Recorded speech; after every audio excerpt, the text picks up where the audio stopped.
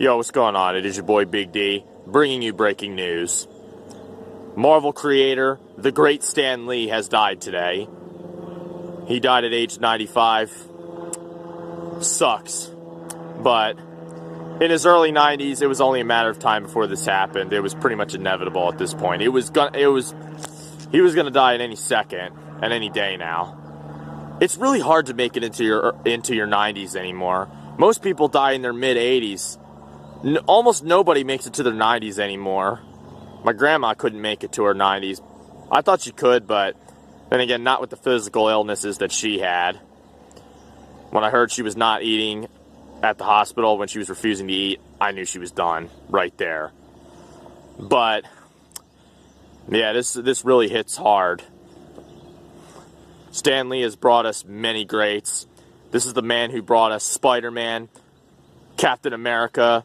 Thor doesn't count because he's Norse mythology, but he made people really like Thor, so there you go.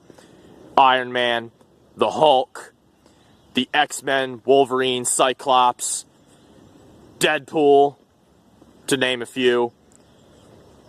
The Fantastic Four, the Punisher, Moon Knight, Taskmaster. Once again, Loki doesn't count because he's Norse mythology. Red Skull, Winter Soldier, the Abomination, the Leader, Madman, Ravage, Ironmonger, the Mandarin, Crimson Dynamo, Thanos, Uatu the Watcher, the Skrulls, the Kree, Ultron, and my favorite of them all, Doctor Doom. Doctor Doom is my favorite comic book character of all time, and it's not even close. Of course, I got my favorites in DC like Joker, Scarecrow, Black Mask, Gorilla Grodd, but for me, my favorite is from the Marvel Universe, Doctor Doom. Of course, you also got the symbiotes with Venom, Anti-Venom, Carnage, Scorpion, Rhino, you name it. I've been a huge Doctor Doom fan ever since Marvel Ultimate Alliance. That was a really good game. It's one of my favorite games of all time, alongside Donkey Kong 64, Grand Theft Auto San Andreas. Of course, I didn't get a chance to play the Batman Arkham series yet, so I can't really put that amongst my favorites yet. But Marvel Ultimate Alliance was such a great storyline. The only thing that sucked about it is you couldn't play as the Hulk, unless you got the Gold Edition, which was on Xbox 360 and the PlayStation 3. But it was such a great storyline with Doctor Doom forming the Masters of Evil with Loki, Ultron, Baron Mordo,